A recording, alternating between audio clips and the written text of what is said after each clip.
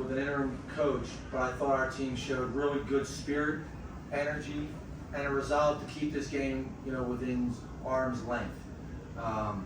Said on the radio just a minute ago, our team didn't catch up to the speed with which Marquette plays. They play a really fluid game. It's really a pretty style of basketball. Reminds me of some of my teams from years ago, but it's a fast-paced offensive team. We made some mistakes. I thought in the second half, it was our fatigue that led to a lot of breakdowns. You saw some open shots that we were giving up after having scored baskets.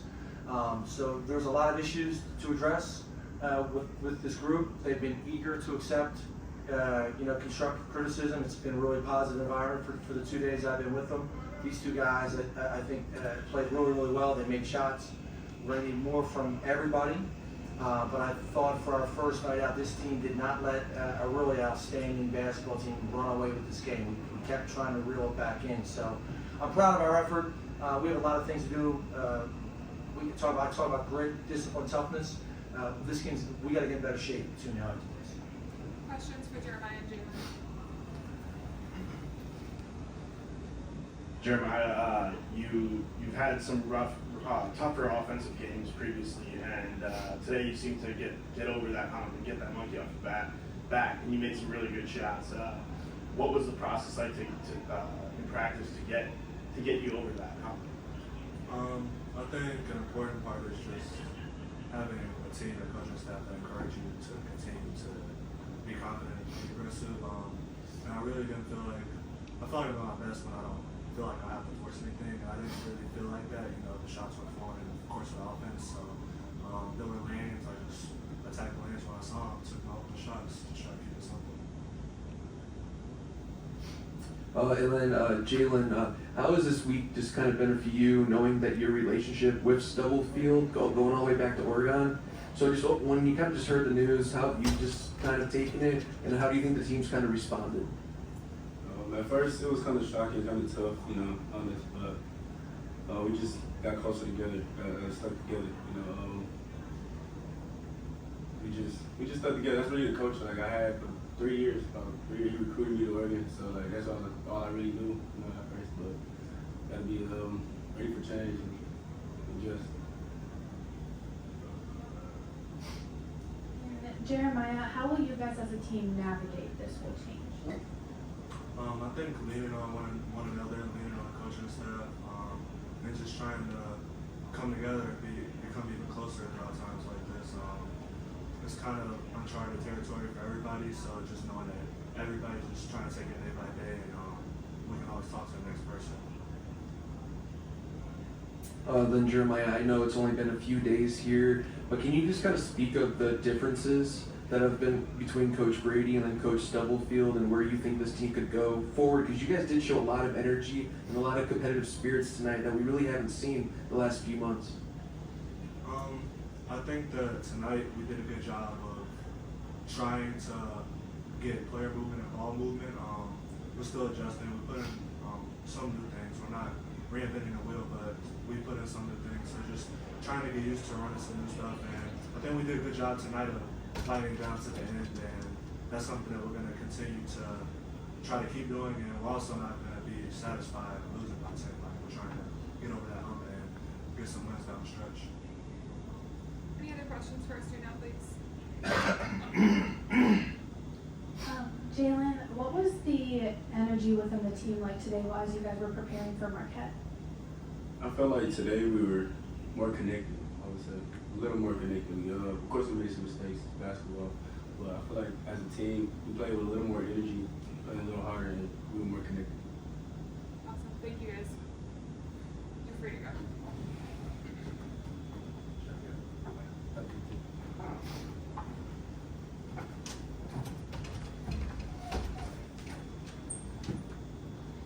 All right, we'll take questions for Coach Brady. Welcome, Coach. Obviously not the easiest start taking on Marquette here, but I guess what's this whole process been like for you? You used to be head coach, and now you're the assistant, and then boom, you're asked to be the interim head coach. What's this process been like for you, and just kind of speak on that? Yeah, well, coincidentally, I went through this 2 years ago when Mark Sheridan stepped down in December. I'm grateful for the administration here for allowing me the opportunity. to take over the ship in the short term. It's very natural for me to be a head coach. I'm a gym rat kind of guy. I love the game. I love connecting with young players. It's very easy for me to go into a gym and teach. I love being in the gym. I love teaching, and I like trying to connect with young people and try and make them better. We have some guys that have some skills that aren't of the level of these two guys shooting the ball. So it's a little bit of a jigsaw puzzle trying to get guys that aren't great shooters, but we need them on the court because they do other things well, and the other team knows what you don't do well. So the challenge as a head coach is when you don't have the best players, or we don't, that's clearly evident, but we have good kids. My goal on this is to make this a really positive experience for these guys in the next 8 weeks.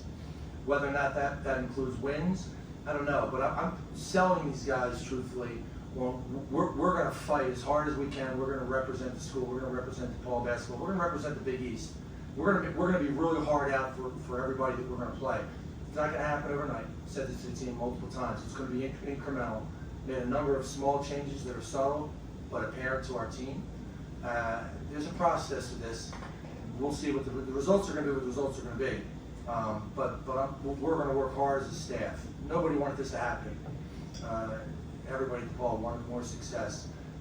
I feel comfortable in the role, and I'm going to do everything I can to make these 8 weeks the best these guys can experience. Coach, you dropped into the zone quite a bit today on defense, and it seemed like they had it figured out. Why didn't you shift out of that zone and adjust? Why did I get out of the zone? Yeah, when they pass most teams don't either shoot it well or want to try and drive it well. That team shoots it and passes. So they move well because they move well on the offensive end all the time. They're really unselfish. They love passing. When your two best players are the two best passers on the court, it's infectious. And I thought they did a really good job just keeping moving and finding open shooters. And then I thought the kid Gold, we let Gold get some open shots because we stayed in the zone and our guys lost them. We haven't practiced the zone that much. We have a second zone, actually that they play, 3-2, that I've played in years past. We haven't practiced enough. We'll employ it at some point. I do want to play multiple defenses. But the first thing is we've got to get these guys, I think they're buying in. They've done it rapidly. Now I've got to get them in better shape.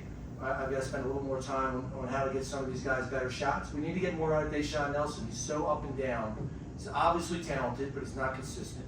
That drives us all a little nuts. So for young players to understand the value of being consistent, they all want to be great.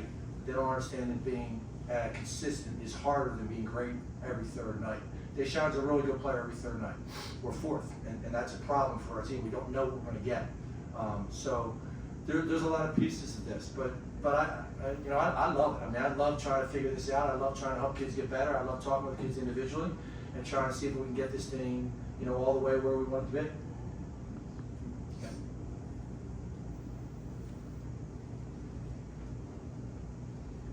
What was that personal moment like when you got asked to step in as interim coach?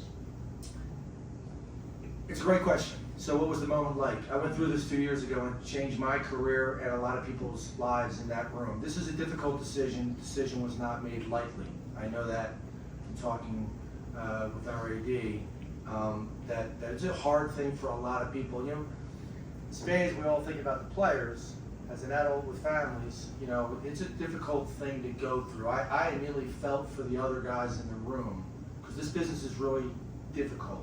And this is a great university with a proud basketball tradition. The players are going to be okay, to be honest with you. I think we're going to figure this out. We're going to get better. We're going to become much more competitive. My initial thought was everybody else in the room, the staff members. It changes lives. Everybody's going to be okay. Nobody's got cancer. But it's a difficult thing. And I give our administration a lot of credit. They knew that. I mean, it's not just the players. This impacts a lot of people. I immediately thought 2 years ago when it impacted a lot of people at Maryland. So grateful for the opportunity. We've got a really good staff that's going to help all these players get through this time. We're going to get better. And this university is going to pick a great coach in March. There's a lot to love about this, this basketball potential. But I immediately felt for the staff members, both the guys that work with me every day and everybody else that affects it. It's not an easy thing, and we all want this to be at a higher level, and it will be. Coach, the administration is going to pick a great coach. Thank you, everybody. Do you have another question? I promise. Time. No, it's all good. Yeah, so you mentioned this is your second interim now. I guess, do you view this as an opportunity for yourself to one day get another opportunity to be a head coach, knowing that if you can pull out a few wins in the Big East, then that could speak a lot of volume? So do you want to be a coach again one day? I want to coach. And coach. so, I used to be the young guy on the staff when I was at St. Joe's and recruited some great players. Now I'm not the young guy on the staff anymore. I love what I do. I want to be Jim Boeheim. I want somebody to say, hey, Coach, you're 75, get the hell out of the gym. I want to be that coach. And I love what I do. I've had a lot of success at a lot of places. Want to keep doing it. My only thought was, and I said this to Paris Barham when I met with him individually as soon as Mr. Peavy gave me the opportunity, I said, this is all about 13 guys and 3 walk-ons. How are we going to make these guys enjoy the game? You can't bring excitement, love, and joy to something when you're miserable, right? It's just human nature. We have to make this environment fun for them, but we got to get more out of them, right? And we all see it, like Deshaun, love him to death. I talk to him every day. I meet with him every day. I send him a text every day. We need more out of Deshaun. He's the oldest guy on the team. He's the most experienced guy. He's not the only guy. But this has got to be about the student athletes. How are we going to make these guys enjoy the process? We want them to love what happens in the next 8 months so that, the administration can retain some of these guys. It's just the nature of the business. Now, this is, I'll be okay. I'm gonna work again next year. I'm gonna find my spot. This staff will be fine. I want these players to love playing basketball at DePaul, and it's gonna happen. We're gonna make strides here in the next 4 or 5 weeks. All right. Thank you, Coach. Thank you, guys.